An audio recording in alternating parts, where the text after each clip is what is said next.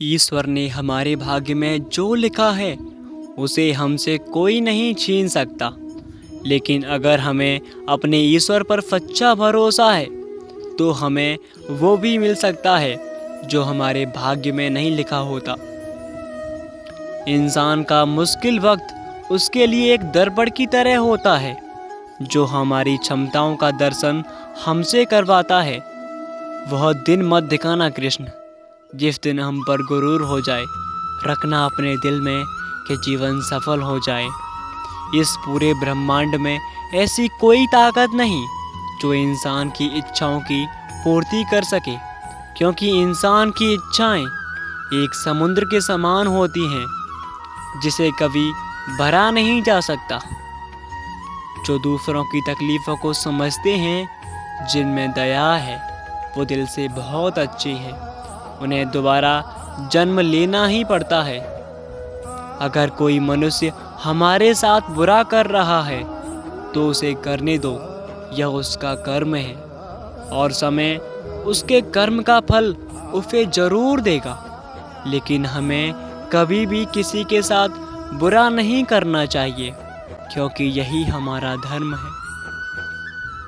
दुष्ट लोग अगर समझाने मात्र से समझ जाते तो यकीन मानो कभी भी महाभारत नहीं होता। श्री कृष्ण कभी भी हमारी हाल नहीं पूछते, पर वो हमारी सबकी खबर रखते हैं। श्री कृष्ण अपने सच्चे भक्तों पर हर घड़ी नज़र रखते हैं। जो हुआ वो अच्छा हुआ, और जो भी हो रहा है वो अच्छा हो रहा है, और जो भी होगा वो अच्छा ही होगा। तुम भूत का पश्चाताप ना करो, भविष्य की चिंता ना करो, तुम सिर्फ वर्तमान के पल का आनंद उठाओ।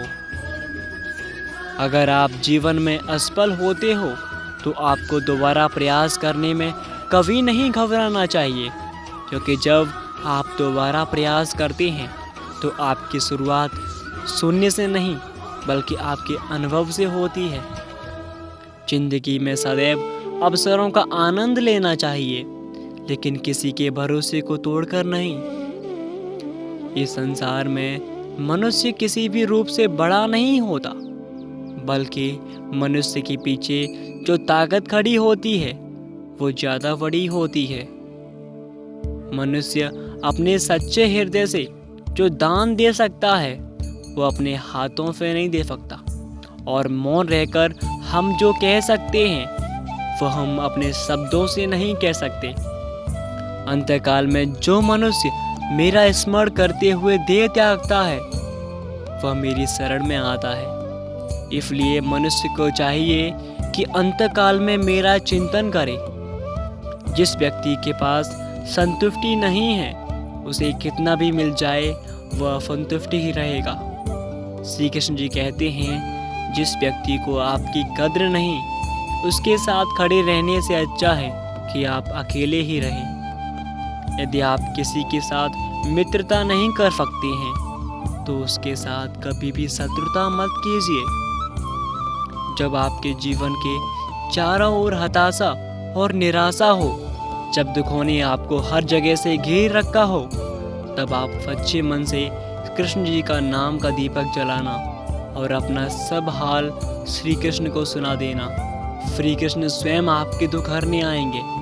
तुम उसके लिए शोक करते हो जो शोक करने योग्य नहीं है। बुद्धिमान व्यक्ति ना जीवित और ना ही मृत व्यक्तियों के लिए शोक करते हैं। मनुष्य का जीवन केवल उसके कर्मों पर निर्भर करता है। जैसा वो कर्म करता है वैसा उसका जीवन बनता है। समय कभी नहीं रुकता। आज यदि बुरा चल रहा है तो कल अवश्य अच्छा आएगा। आप केवल निस्वार्थ भाव से कर्म कीजिए और वही आपके हाथ में है। जिस व्यक्ति के विचार मैले हैं, जो लापरवाह है और धोखे से भरा हुआ है, वो इंसान जीवन में कुछ भी प्राप्त नहीं कर सकता। कोई कुछ भी बोले, स्वयं को शांत रखो, क्योंकि धूप कितनी भी तेज क्यों ना हो, कभी भी समुद्र नहीं सुखा सकती। मनुष्य हमेशा अपने भाग्य को कोसता है, ये जानते हुए भी कि भाग्य से ऊंचा उसका कर्म है। जो उसके स्वयं हाथों में है। एक समझदार व्यक्ति वही है जो दूसरों को देखकर उनकी विशेषताओं से सीखता है, उनसे तुलना और ईर्ष्या नहीं करता।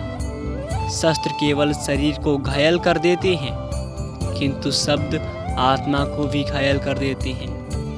दुनिया में केवल माता और पिता ही ऐसे इंसान हैं जो चाहते हैं कि हमारे बच्चे हमेशा ज़्यादा कामयाब हो। दुख भोगने वाला आगे चलकर सुखी हो सकता है, मगर दुख देने वाला कभी भी सुख प्राप्त नहीं कर सकता। समय मनुष्य के बनाए मार्ग पर नहीं चलता, मनुष्य को समय के दिखाए मार्ग पर चलना होता है। इसी को नियति कहते हैं। जीवन कठिन तब लगता है जब हम स्वयं में बदलाव करने के बजाय परिस्थितियों को बदलने का प्रयास करते हैं।